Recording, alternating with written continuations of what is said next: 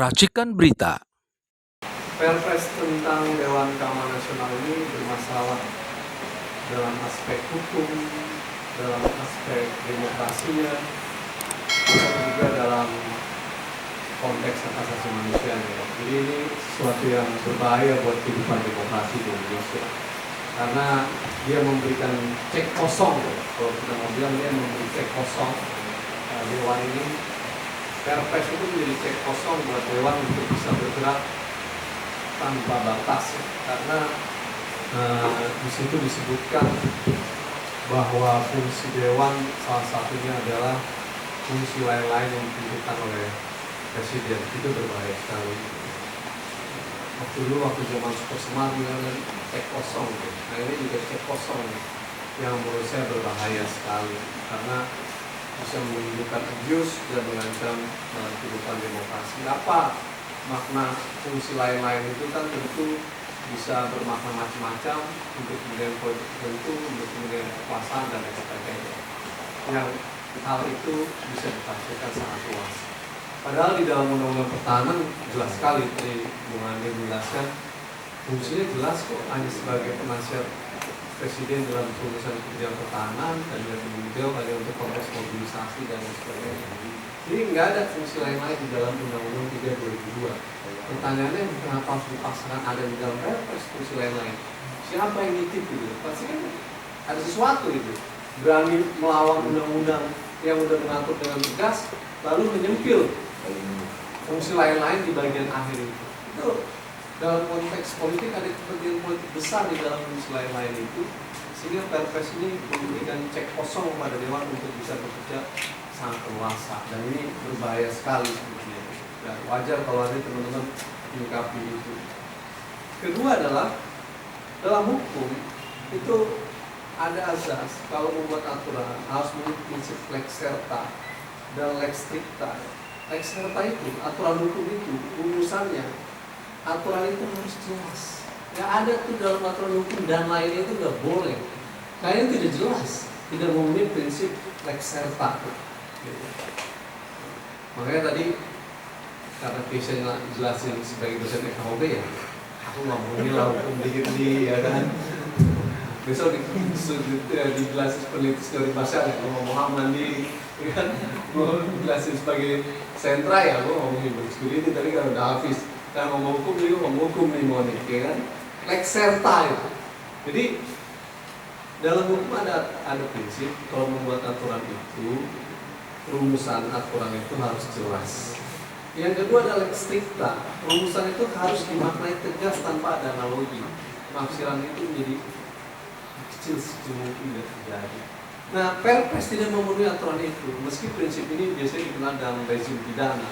Tapi dalam pengaturan-aturan hukum sebenarnya juga bisa diterapkan bahwa sebuah rumusan aturan itu harus jelas dan tegas. Kalau dia tidak jelas, seperti Perpres, dia memberi cek kosong pada Dewan untuk bertindak secara luasa, sehingga wajib ditolak karena dia bisa melakukan kerja-kerja yang berbahaya. Yang ketiga, kenapa kerja-kerja Dewan itu bisa berbahaya dengan rumusan yang karet?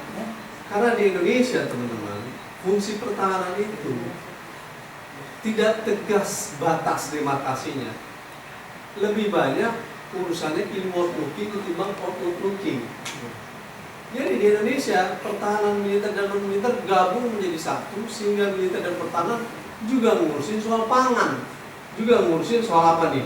Makan siang gratis misalkan, juga ngurusin soal cetak sawah, juga jadi semua tuh, bukan hanya ngurusin perang tapi juga non perang. Sehingga dalam batas-batas tertentu dengan beragam MOU yang ada, banyak mengatasi soal buruh lah, apalah, Dewan ini bisa menilai segala macam untuk menggunakan skala yang ada. Nah, ini berbahayanya adalah karena lebih banyak dimoduli dalam konteks Papua, dalam konteks proyek strategi nasional, dia akan bisa menilai eskalasi ancaman tuh, dari damai, tertib sipil, darurat sipil, dari tertib sipil, darurat militer sampai darurat perang. Nah, dia fungsinya bisa level itu. Jadi dia nanti bisa memberikan rekomendasi dalam status darurat militer atau darurat perang di Papua nih. Ya, jadi dampaknya serius. Kalau dalam memberi penilaian kepada presiden, it's okay. Tapi kalau sampai punya fungsi lain-lain itu, nah, udah diterapkan standar kita, dia punya fungsi lain-lain itu apa nih? Dia bisa menjadi pengendali operasi, dia juga bisa menjadi fungsi kontrol tertentu.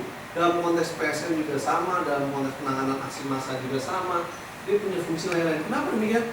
Karena fungsi pertahanan yang diatur dalam perspektif mereka itu luas, pertahanan militer dan non-militer.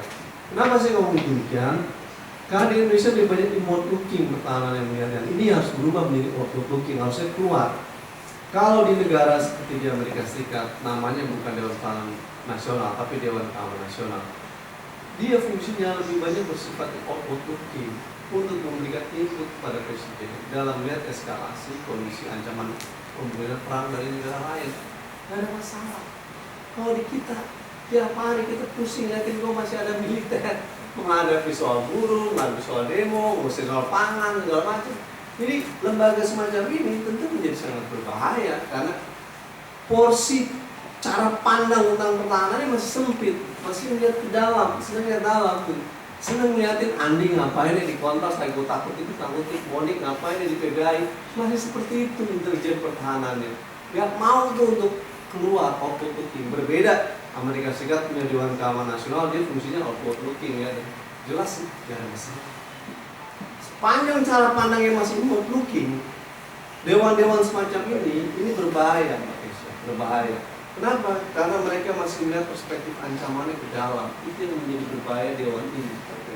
Kalau dia clear, outward looking, melihat outward, tidak ada masalah. Enggak, kalau cek aja buku pertahanan. Ya, masa habis ya Bung Andi. Itu perspektifnya lebih banyak inward looking, ya.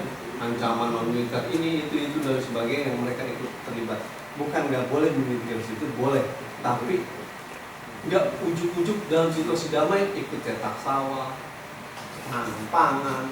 Kalau dalam situasi darurat perang boleh mereka ikut soal ketahanan pangan, soal pembangunan apa. Itu dalam situasi damai banyak kementerian. Ini kan situasi damai perang juga sama aja, mereka masuk untuk ikut campur situ. Itu yang tadi bahasa kerennya kata teman-teman, sekuritisasi itu tadi bahasa kerennya. Nah ini jadi bermasalah. Terakhir tentu kelembagaan ini, jadi simpulan saya, sepanjang fungsi pertahanan masih dominan inward looking, dewan semacam ini berbahaya bagi kehidupan demokrasi dan hak asasi manusia. Kalau dia perspektifnya outward looking, dewan ini tentu menjadi sesuatu yang hal dibutuhkan. Tapi di Indonesia perspektifnya masih inward looking, lihat ke dalam, ancaman itu berbahaya. Nah, saya khawatir dewan semacam ini kemudian bisa berupa seperti Komkamtib atau Dewan Keamanan Nasional seperti di Korea Selatan pada era 65, 66 sampai 80, yang dia lebih banyak fungsinya untuk mengecek pemberontakan di wilayah Korea Selatan dan kemudian terjadi aksi kekerasan di beberapa daerah. Nah itu buruk. Tapi perlu dicatat tidak semua negara memiliki ini. Ada negara memiliki ini dengan nama yang berbeda-beda. Artinya kalau nggak punya ini nggak ada masalah. Kalau punya ini atur dengan benar, undang-undang pertahanan udah mengatur benar, hanya sebagai penasihat presiden, nggak punya fungsi-fungsi operasional. Terakhir, memang benar dewannya tadi kata Mas Arifin, perlu dicek nanti tumpang tindih dengan lembaga lain. Ada Lemhanas, ada Wantanas, ya kan? Ada Menko Polhukam, Menko Polham Hukum, Menko banyak begini, itu Menko Polhukam dipisah jadi Menko Hukum apa itu koordinasi semua kan, dan lembaga semacam ini kan fungsinya lebih banyak koordinasi sebenarnya. Nah itu efektif dan efisiensi anggarannya gimana? Banyak loh, ya kan, itu harus dikeluarkan untuk lembaga seperti ini, ya kan, Lemhanas, Wantanas, Dewan Keamanan Nasional. Ini bagaimana? Apa dia punya banyak deputi, staff dan lain sebagainya. Jadi benar juga bahwa soal-soal tumpang tindih dan efisiensi birokrasi menjadi penting gitu dalam konteks itu. Terakhir, saya mau mengutip tuh apa karena saya kemarin baru bedah buku Muhammad Hatta. Tahun 45 Muhammad Hatta pernah ngomong begini, hati-hati buat Indonesia akan terbentuknya negara kekuasaan bangsa, bukan negara resta yang berdalih dengan dasar keamanan nasional. Itu Muhammad Hatta udah ngomong 45. Saya juga bingung, kita masih belajar di kuliah tentang Rekstag dan Maksat. Muhammad Hatta 45 udah ngomongin di Theo ya. Tidak mau memperingatkan dia tuh dalam perdebatan tahun 45. Karena gitu kita bukan negara maksat, kita bukan negara Tapi hati-hati dengan negara maksa Indonesia. Dan terbukti dalam negara Indonesia, di era demokrasi terpimpin kita maksa, di era Orde Baru kita maksa, di era Jokowi juga sama kita maksa, di era sekarang terserah teman-teman taksiran sendiri kita maksa atau pesta. Tapi dengan pembentukan Dewan Pertahanan Nasional, dengan dalih pertahanan dan keamanan nasional, gitu ya, kita bisa terjebak dalam negara kekuasaan yang dalam. Jadi selalu terbentuknya negara kekuasaan itu pasti dalih kekuasaan dan pemerintah adalah atas nama kekuasaan, atas nama keamanan nasional. Sekali waktu dia berbicara atas nama keamanan nasional untuk kepentingan rempang, proyek nasional, lalu kemudian mereka menggusuri masyarakatnya, itu cermin negara kekuasaan untuk kekerasan.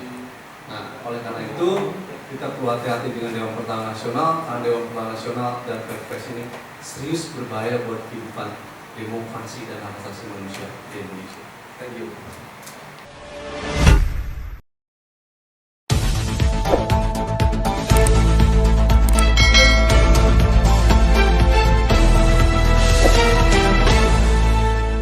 Racikan Berita